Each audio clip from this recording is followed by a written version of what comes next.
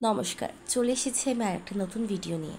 হ্যাঁ, প্রথমেই বলে দিই, এই ভিডিওটা কিন্তু পুজো উপলক্ষে না।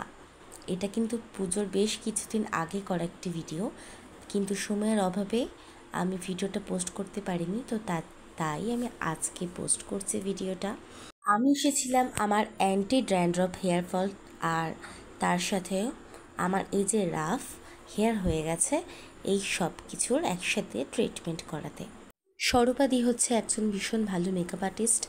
আমার দিদির রিসেপশানে আমার দিদিকে সাজিয়েছিল আর আমার দিদির বিয়েতে আমাকে সাজিয়েছিল।